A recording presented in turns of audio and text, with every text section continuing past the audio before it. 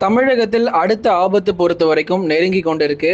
இதுவரைக்கும் மழை பொழிவு ரொம்ப தீவிரமா பதிவானத பார்த்திருப்பீங்க.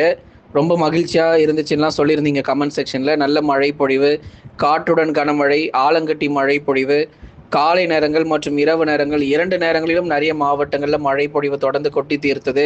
பல இடங்களிலும் நமக்கு வெப்பம் தணிந்து குளிர்ச்சியான ஒரு சூழ்நிலை பொறுத்தவரைக்கும் கடந்த நாட்கள்ல இருந்தத நம்ம பார்த்தோம். ஆனா, கடந்த முறை வானிலை அறிவிப்புல சொல்லும்போதே நம்ம தெளிவா சொல்லியிருந்தோம். இந்த மழைக்கு பின்னாடி ஒரு மிகப்பெரிய ஒரு வெயிலுடைய ஆபத்து இருக்கு அப்படிங்கிறத நம்ம மிக தெளிவா நம்ம சொல்லியிருந்தோம். அதத்தான் இப்ப நம்ம தமிழ்நாட்டுல பெரும்பாலான மாவட்டங்கள்ல பார்த்துட்டு இருக்கிறோம். நேற்றைக்கு மட்டுமே அதிகபட்ச வெப்பநிலை பொறுத்தவரைக்கும் 38 டிகிரி செல்சியஸை தாண்டி இருக்கு தமிழ்நாட்டுல.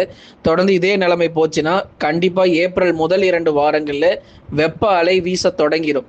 ஏன்னா இந்த மார்ச் முடியறதுக்குள்ளேயே நமக்கு 40 டிகிரி செல்சியஸ் பொறுத்த வரைக்கும் உறுதியாக வெப்பநிலை பதிவாகும் அப்படிங்கிறது ஏற்கனவே நம்ம சொல்லியிருந்தோம். அதுபடிதான் தொடர்ந்து இனி அடுத்து வருகிற நாட்களில் பகல் நேர வெப்பநிலை பொறுத்த வரைக்கும் ரொம்பவே தீவிரமாகிறதுக்கான வாய்ப்பு இருக்கும். அதனால மழை பொழிவு அதிகம் எதிர்பார்க்காதீங்க. பகல் நேர வெப்பநிலை ரொம்ப அதிகமா இருக்கு. எந்தெந்த மாவட்டத்துல கணிசமாக, அதாவது ஒரு லேசான மழை மிதமான மழை பொழிவு எங்கெல்லாம் இனிமே நமக்கு பதிவாகும், எங்கெல்லாம் வெயிலுடைய தாக்கம் அதிகரிக்கும் அப்படிங்கிறதையும் மிக தெளிவாக பார்க்கலாம். அதிகரிக்கும் வெப்பநிலை தமிழகத்தில் பகல் நேரங்களில் இயல்பிலிருந்து 2 முதல் 3 டிகிரி செல்சியஸ் வரைக்கும் வெப்பநிலை பொறுத்த வரைக்கும் உயர்வதற்கான வாய்ப்பாக இது பார்க்கப்படுது. இயல்பாக ஒரு 36 டிகிரி செல்சியஸ் பதிவாக வேண்டிய இடத்துல 38 டிகிரி செல்சியஸாக பதிவாகும், அல்லது 39.5 டிகிரி செல்சியஸ் வரைக்கும் அதிகபட்ச வெப்பநிலை தமிழகத்தில் தொடர்ந்து தீவிரமடைய போகுது. அதனால இனி அடுத்து வரப்போகிற ஏப்ரல் மாதங்கள் மற்றும் மே மாதங்களிலும் மிக கொடூரமான வெயிலுடைய தாக்கம் ஒரு பக்கம் இருக்கும். அதே சமயங்கள்ல அவ்வப்போது மழை வாய்ப்புகளையும் நம்ம எதிர்பார்க்கலாம். அதற்காக வெயில் மட்டுமே இருக்கும் அப்படிங்கிறது இல்லை. அவ்வப்போது நமக்கு மழை பொழிவுகளும் தொடர்ந்து நமக்கு இருக்கும். மழை பொழிவுகளும் அவ்வப்போது நமக்கு தொடர்ந்து இருப்பதற்கான வாய்ப்பு இருக்கும். அதனால இனி வருகிற நாட்களில் படிப்படியாக இந்த மழை வாய்ப்பு எல்லாம் குறைஞ்சி போய் நமக்கு வெயிலுடைய தாக்கம், அனல் காற்று, அனல் வீச ஆரம்பிக்கும். பகல் நேரங்கள்ல அனல் ரொம்ப வீச ஆரம்பிக்கும். அதனால ரொம்ப எச்சரிக்கையாக இருக்கணும், கவனமாக இருக்கணும். பெரும்பாலான மாவட்டங்கள், தமிழகத்தில் இருக்கக்கூடிய பெரும்பாலான மாவட்டங்கள்ல மழை பொழிவுகள், மழை வாய்ப்புகள் எப்படி இருக்கு, அதெல்லாம் இனிமே வருகிற நாட்கள் உங்களுக்கு சொல்றேன். ஏன்னா நிறைய பேர் இப்பவே கேட்குறீங்க, ஏப்ரல் முதல் வாரத்துல மழை வரும்னு சொல்றாங்க ப்ரோ, கண்டிப்பா மழை வருமா அப்படின்லாம் சில பேர் கேட்குறீங்க சில கேள்விகள். அதனால தற்போது நிலவரப்படி நமக்கு மழை தீவிரமாக வாய்ப்பு இல்லை.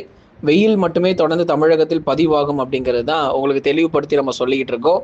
ஒருவேளை மழை தீவிரமாகும் பட்சத்தில் உங்களுக்கு தேதிகள் விரைவில் உங்களுக்கு அறிவிக்கப்படும். தற்போதைய நிலவரப்படி நமக்கு ஏப்ரல் முதல் வாரங்கள் வரைக்கும் பெரிதளவில் நமக்கு மழை தீவிரம் அப்படிங்கிறது கிடையாது. வறண்ட வானிலையும் வெயில் மட்டுமே தமிழ்நாட்டில் அதிகமாக இருக்கும் அப்படிங்கிறது இந்த நேரத்தில் நம்ம பதிவு பண்றோம்.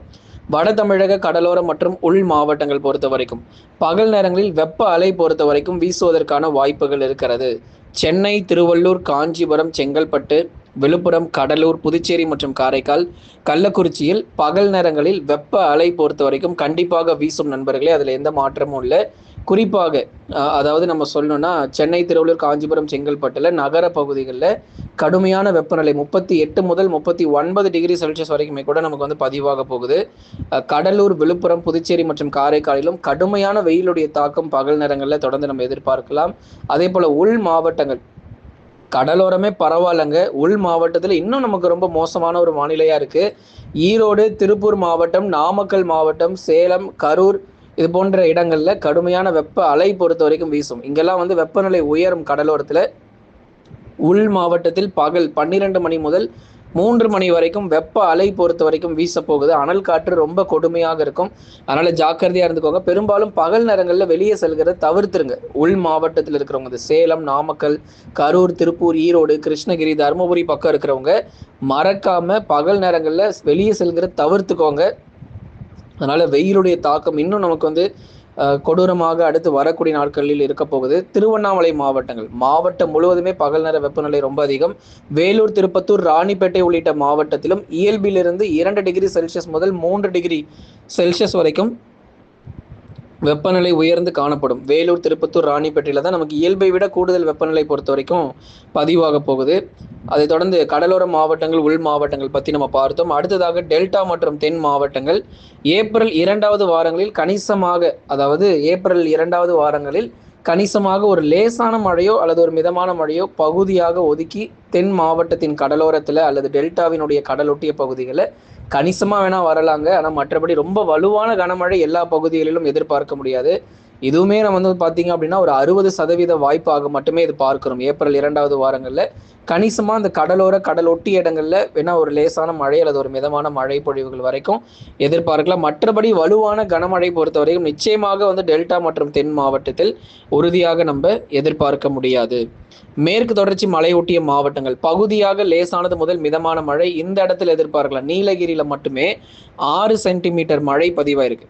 நீலகிரி மாவட்டத்தில் பெரும்பாலான பகுதிகளில் மழை பொழிவுகள் தொடர்ந்து நம்ம பார்த்தோம். 6 சென்டிமீட்டர் மழை பொழிவுகள் தொடர்ந்து நீலகிரி மாவட்டத்தில் பதிவாகி இருக்கிறது. அடுத்தபடியாக தொடர்ந்து தேனி மாவட்டங்களிலும் கணிசமாக நமக்கு மழை பொழிவுகளும் தொடர்ந்து பதிவாகி இருக்கிறது. தேனி மாவட்டங்களில் 4 சென்டிமீட்டர் மழை பொழிவுகள் 4 சென்டிமீட்டர் மழை பொழிவுகள் தொடர்ந்து நம்ம எதிர்பார்க்கலாம். தென்காசி மாவட்டங்களில் 1 சென்டிமீட்டர் மழை பொழிவு, தென்காசி மாவட்டங்களில் 1 சென்டிமீட்டர் மழை பொழிவும், தூத்துக்குடி மாவட்டத்தில் 1 சென்டிமீட்டர் மழை பொழிவும் தொடர்ந்து வந்து நமக்கு பதிவாகும். நீலகிரி 6 சென்டிமீட்டர், தேனி 4 சென்டிமீட்டர், தென்காசியில் 1 சென்டிமீட்டர் மழை பொழிவும், தூத்துக்குடி மாவட்டத்தில் 1 சென்டிமீட்டர் மழை பொழிவும் தொடர்ந்து நம்ம எதிர்பார்க்கிறோம். ஆகவே இந்தந்த நேரங்களில் நமக்கு மழை வாய்ப்பு இருக்கும், மழை கிடைக்கும் என்பது எல்லா தகவலையும் குறித்து மிக தெளிவாகவும் விரிவாகவும் நம்ம பார்த்து தெரிந்து கொள்ள போகிறோம். ஆகவே நண்பர்களை தொடர்ந்து நீங்க சப்ஸ்கிரைப் பண்ணி சப்போர்ட் பண்ணுங்க, லைக் பண்ணி பாருங்க, நண்பர்கள் உறவினர்கள் தெரியப்படுத்த மறக்காம ஷேர் பண்ணுங்க. ஆகவே ஒவ்வொரு நாட்களிலும் நமக்கு பகல் நேர வெப்பநிலை பொறுத்த வரைக்கும் தீவிரம் அடையுமா அப்படிங்கிறதெல்லாம் கேட்டிருக்கீங்க. கண்டிப்பா நம்ம சொல்றோம்.